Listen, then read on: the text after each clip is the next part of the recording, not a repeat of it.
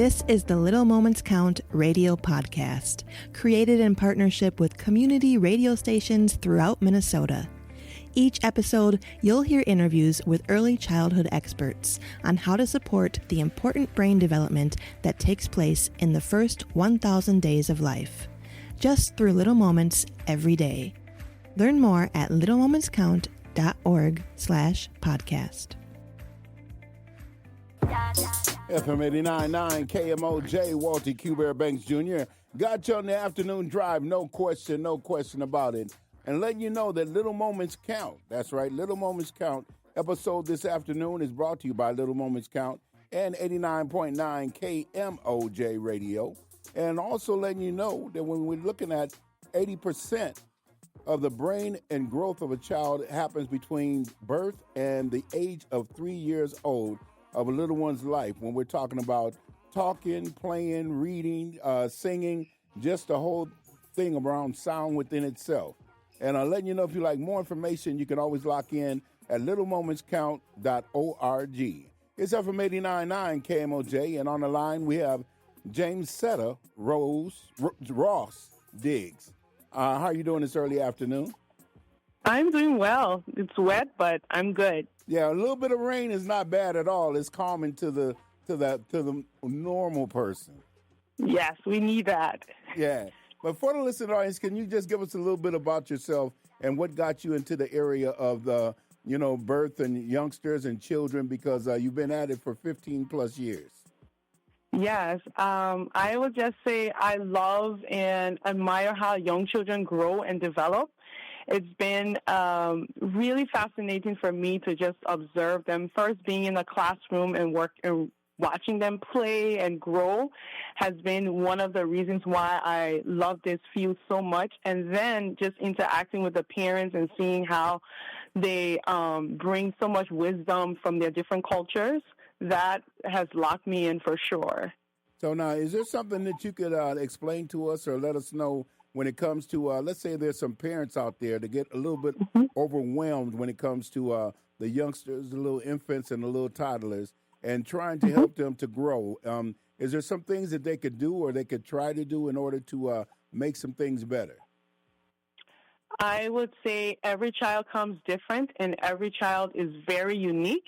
And so parents are the best parent that a child will need. You are the best parent your child needs. So just by observing and watching your child's temperature, I always say, what's the weather on your child's planet? Knowing who your child is, what triggers them, what activates them, what brings them joy is one thing that parents can take into consideration and just respond to those different areas and different times in their child's life. So now when it comes to beyond early initiatives, can you tell us and talk to us a little bit about informed care and what's that all about? So Beyond Early Initiative is a bridge building early childhood consulting agency. So what we do is we tap into the generational wisdom that are in different cultures and different communities of care, and we bridge that with the growing research and understanding of child development, how the brain grows, how the brain develops, how it affects the child's life and their future, and then how the culture of care that families are coming from, how it connects and how we can support their children and their caregivers at the same time. So can you make one or two connections when it comes to the culture itself of teaching a youngster and trying to grow? Because they start at a little young age and they have no concept or idea. And a lot of times every little thing makes a difference on how they react to certain things. Everything does make a difference. So what I would say is I like to use myself as an example. I am an immigrant mother. I come from a culture of care and a community of care. We all, as parents, do not come from a vacuum. We grew up in a culture. We grew up in different communities of care. And what I like to take from there is I remember the interdependency that we have.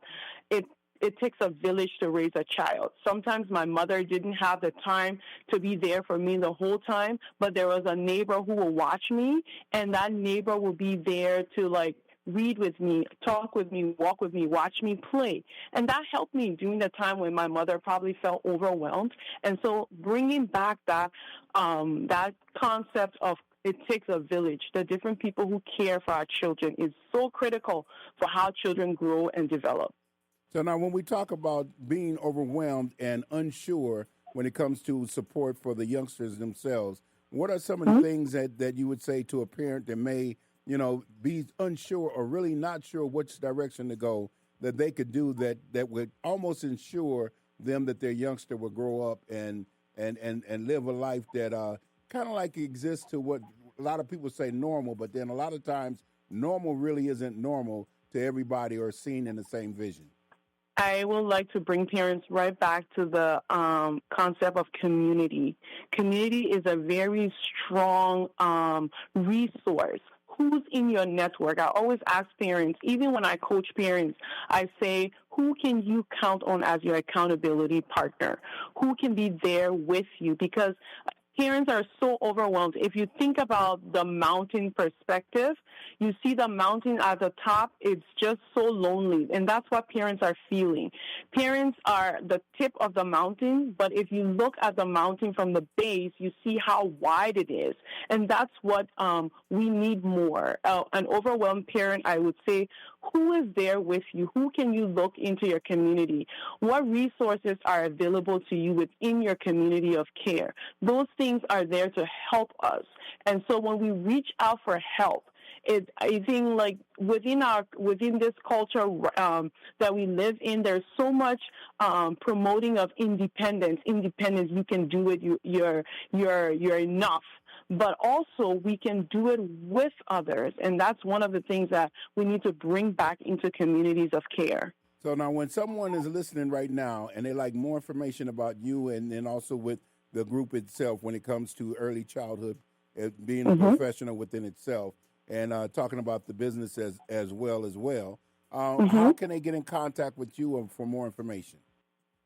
BeyondEarlyInitiatives.com is where you will find me. You can also reach out to Little Moments Count. Is a great resource for supporting families and young children. But just reach me at BeyondEarlyInitiatives.com. Ladies and gentlemen, Jamesetta Ross Diggs. I want to say thank you very much for taking the time and the opportunity of enlightening the listening audience. All right?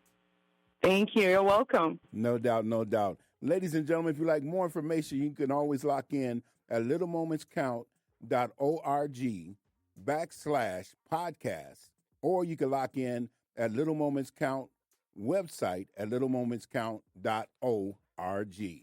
It's FM 89.9 KMOJ, no question about it. It's truly the people's station. Thanks for listening to the Little Moments Count radio podcast in partnership with community radio stations throughout Minnesota. You can find the Little Moments Count radio podcast wherever you get your podcasts and at littlemomentscount.org/podcast.